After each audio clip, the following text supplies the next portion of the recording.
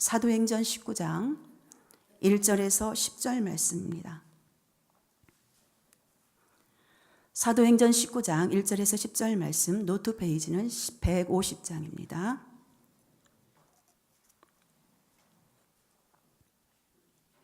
사도행전 19장 1절에서 10절 말씀, 노트 페이지는 150쪽입니다. 우리 찾으신 줄 믿고 한 절씩 교독하시겠습니다. 아볼로가 고린도에 있을 때에 바울이 윗지방으로 다녀 에베소에 와서 어떤 제자들을 만나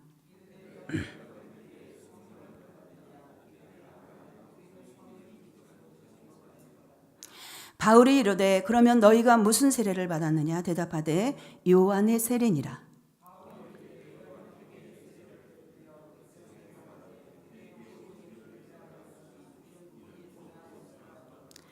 그들이 듣고 주 예수의 이름으로 세례를 받으니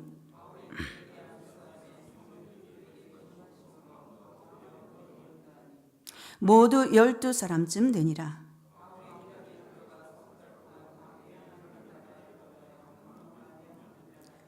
어떤 사람들은 마음이 굳어 순종하지 않고 무리 앞에서 이 돌을 비방하거늘 바울이 그들을 떠나 제자들을 따로 세우고 두란노 서원에서 날마다 강론하니라. 다같이 2해 동안 이같이 하니 아시아에 사는 자는 유대인이나 헬라인이나 다 주의 말씀을 듣더라.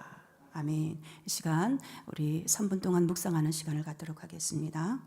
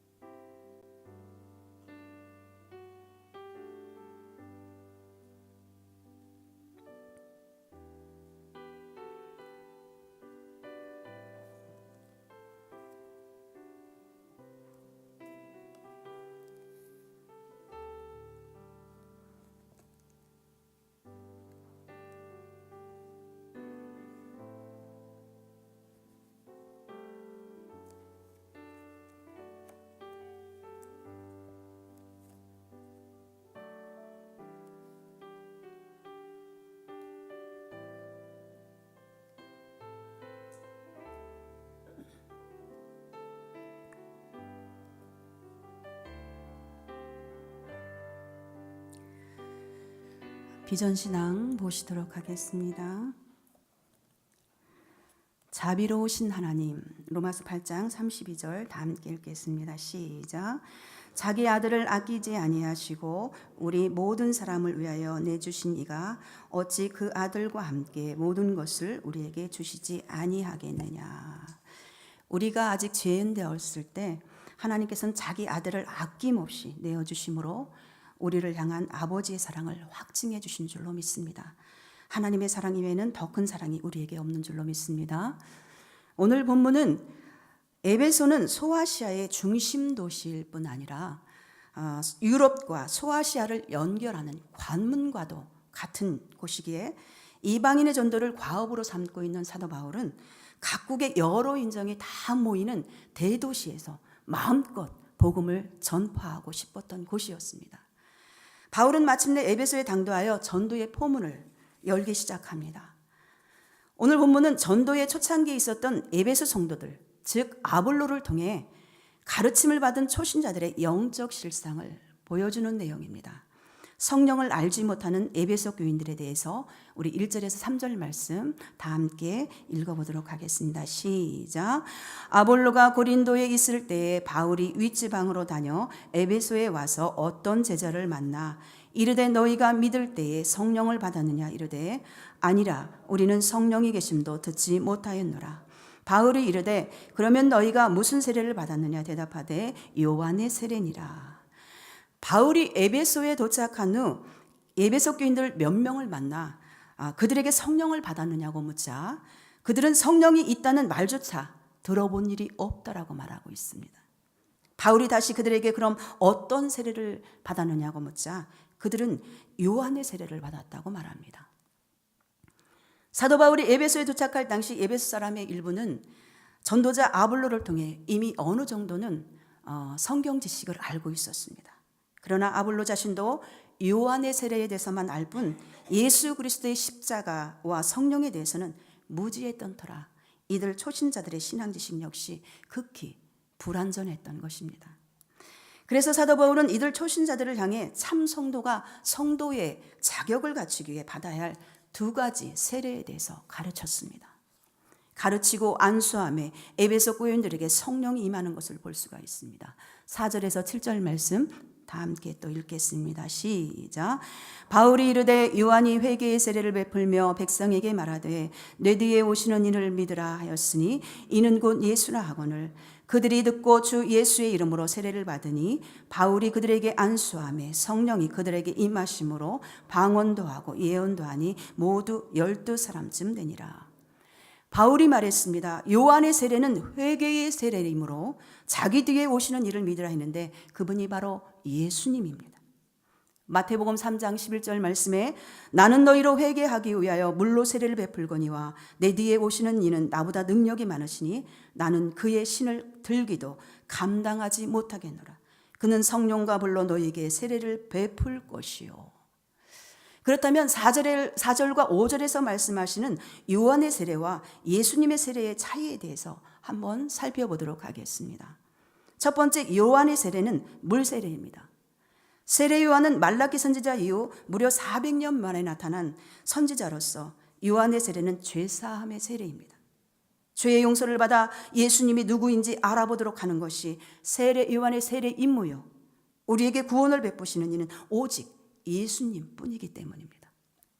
그런데 예수님이 누구인지 사람들이 알아보지 못하면 예수님께서 구원의 길을 열어놓으셔도 그 구원의 역사가 사람들에게 전달되지 않기 때문입니다. 그러므로 요한이 먼저 와서 사람들에게 세례를 주어 죄를 씻어주려는 것입니다. 그러면 그 눈에 덮인 것이 벗겨져 예수님이 그리스도이신 것을 알게 되기 때문입니다. 성령 세례가 중생케 하는 성령의 내적인 역사라면 물 세례는 구원받는 성도가 참 하나님의 자녀가 되었음을 보정하는 외적 증표라고 볼 수가 있습니다. 따라서 물 세례는 자신이 하나님의 백성이 되었음을 외부에 나타내고 시인하는 행위이며 또한 일평생 주의 백성으로 거룩하며 성결하게 살 것을 각오하는 다짐 행위인 것입니다. 뿐만 아니라 물 세례는 하나님만이 참 하나님이시요 또한 모든 인간은 그리스도의 십자가 구속 은총만을 통해서만 구원 얻을 수밖에 없음을 겸손히 인정하는 신앙 고백인 것입니다. 또한 세례의 가장 중요한 의미는 그리스도와 연합한다라는 의미를 가지고 있습니다. 그러기에 성도는 이런 신앙 고백적 성격을 지닌 물 세례를 반드시 받아야 합니다. 우리 교회에서도 6월 달에 침수 세례를 계획하고 있습니다. 그래서 주님은 승천 직전 장차 초대교회를 이끌어가야 할 중대한 사명을 맡은 제자들을 향해 마태복음 2장 19절 말씀에 그러므로 너희는 가서 모든 족속으로 제자를 삼아 아버지와 아들과 성령의 이름으로 세례를 주라고 가르쳤던 것입니다. 그렇다면 성도 여러분, 과연 아버지의 아들과 성령의 이름으로 세례받은 우리의 삶의 행실은 어떠한지, 그리고 우리가 과거 주 앞에서 세례를 받을 때 그 열심과 각오와 다짐이 지금 이 순간까지도 우리의 일상생활에서 그대로 지속되고 있는지 한번 돌아보기를 원합니다. 두 번째, 예수님의 세례, 성령 세례, 불세례입니다. 세례 요한은 예수께서 나타나실 때까지만 세례를 베풀었고 예수께서 공생애를 시작할 때 세례 베푸는 것을 중단하고 역사에서 사라졌습니다. 그러므로 예수님이 오신 후부터는 오직 예수님의 이름으로만 세례를 받아야 합니다. 그런데 아직도 요한의 세례를만 알고 있으니 그들에게 예수님의 이름으로 다시 세례를 받으라고 말하는 것입니다. 만일 그들이 이 말을 듣고도 예수님의 이름으로 세례를 받기를 거절한다면 그들은 죄 용서도 받지 못하고 구원도 받지 못합니다. 이처럼 우리도 주께서 행하신 일을 바르게 깨닫고 믿는 자가 되어야 합니다. 우리가 예수님을 믿되 주님께서 말씀하신 바른 복음의 말씀을 듣고 그 말씀을 바르게 믿어야 성령이 우리에게 오십니다. 주께서 이 땅에 왜 오셨는지, 오셔서 무엇을 하셨는지, 그 결과 우리에게 어떤 일이 일어났는지에 대해서 바르게 알고 깨닫고 이해하는 것이 중요합니다. 그리고 주께서 우리에게 무엇을 원하시는지, 어떻게 믿는 것이 바로 믿는 것인지 알아서 참되게 주님을 믿는 자가 되어야 합니다. 그러므로 성령 세례, 이는 곧 성도가 참된 믿음을 갖기 위해서는 반드시 성령 세례를 받아야 한다는 의미를 담고 있습니다. 이런 사실은 예수님께서 유대 최고의 지도자 니고데모를 향해 물과 성령으로 거듭나지 않으면 하나님 나라에 들어갈 수도 없다고 가르친 말씀과 그 맥을 같이 한다고 볼 수가 있습니다. 요한복음 3장 3절 말씀에 보면은 예수께서 대답하여 이르시되 진실로 진실로 내게 이르노니 사람이 거듭나지 않으면 하나님 나라를 볼 수 없느니라. 그렇습니다. 성도가 회개하여 죄사함을 입고 하나님의 자녀로서 주의 백성이 되는 축복을 받기 위해서는 반드시 성령 세례를 받아야 합니다. 왜냐하면 모든 사람은 성령인 내적인 세례를 통해서만 자신의 죄를 회개할 수 있고 또한 하나님의 구속의 은혜를 사모할 수 있기 때문입니다. 이는 곧 거듭남의 역사요 중생의 체험이기도 합니다. 인간은 결코 옛사람의 죄의 본성을 입고는 참 믿음을 가질 수도 하나님의 거룩한 자녀도 될 수가 없습니다.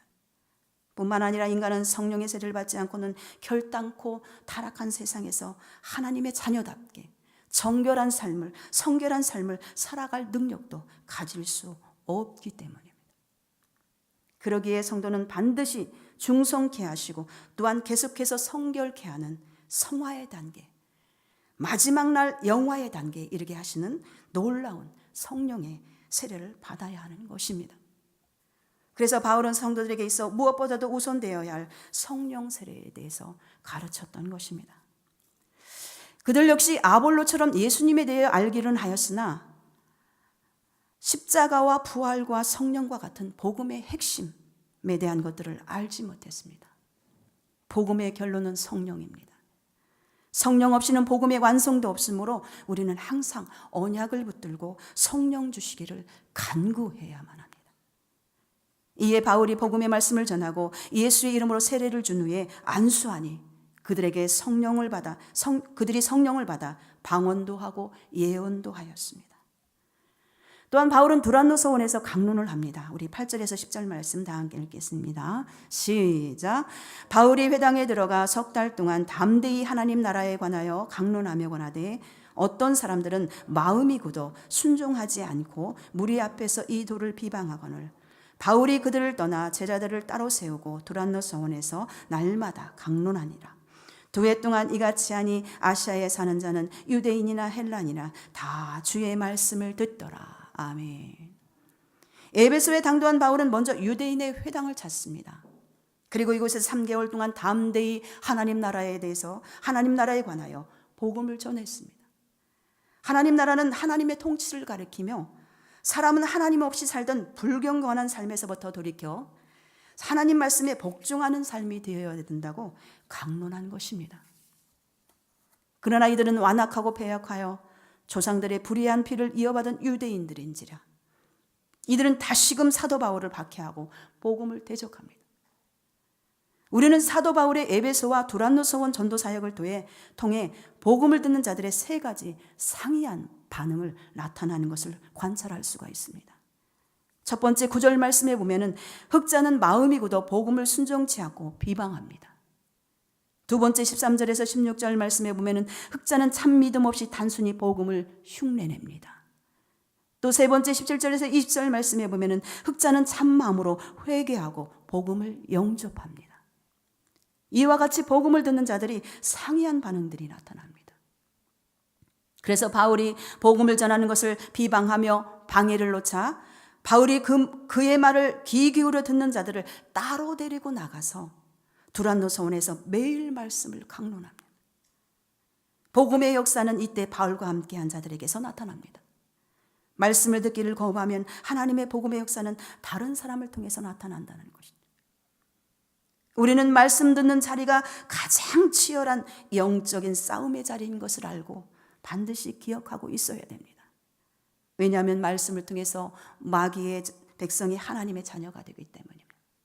말씀을 묵상하고 기도하는 일, 말씀을 배우는 일이 힘든 이유가 바로 여기에 있다라는 사실입니다.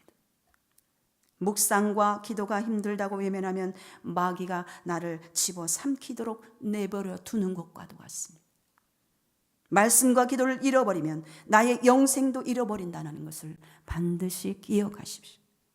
그러므로 말씀을 들으면서 기도하고 기도하면서 말씀을 들으시기 바랍니다. 말씀을 듣고 배울 때 그 말씀을 깨닫게 해주시기를 간구하며 기도하지 않으면 어느 틈엔가 마귀가 내 마음에 들어와 못된 죄의 독을 집어넣습니다.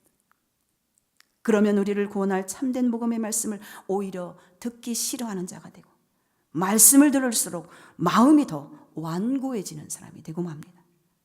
그러다가 점점 교회 공동체를 회방을 놓고 소란을 피우다 결국 가룟 유다처럼 믿음을 배반하는 자가 되고 마는 것이죠. 그러므로 사랑하는 성도 여러분, 오늘 말씀과 같이 복음사에게는 항상 대적자가 있기 마련입니다. 그리고 형식적인 신앙도 생겨나기 마련입니다. 그러나 결코 실망하지 마십시오. 하나님은 참 믿음으로 복음을 영접하는 소수의 무리들을 통해서 크게 역사하시고 당신의 나라를 흥왕케 하실 것입니다. 그러므로 우리는 때를 얻든지 못 얻든지 항상 주의 복음을 전하는 자들이 되시는 저와 우리 공동체가 될 수 있기를 소원합니다. 기도하시겠습니다. 오늘 들려진 말씀을 묵상하면서 우리가 기도하시겠는데 참된 복음의 말씀을 바르게 듣고 깨달아 참되게 믿는 자 되게 하옵소서. 이 일을 위하여 말씀을 배우고 묵상하는 일을 쉬지 않게 하옵소서. 두란노 서원에서 날마다 복음을 듣기 위해 헌신한 바울과 에베소 교인들처럼 우리도 주님의 복음에 충성된 자가 되게 하옵소서. 또한 우리가 특별히 기도해야 될 것은 우리 교회가 복음의 영역을 넓혀 새로운 도전을 가지고 일본과 대만 선교를 앞두고 있습니다. 성령님 앞서 행하시옵소서. 이를 위해 기도로 물질로 복음 전하는 일로 함께 생명을 낳는 역사를 이루게 해달라고 주여 삼창하신 후에 합심하여 기도합니다. 주여 주여 주여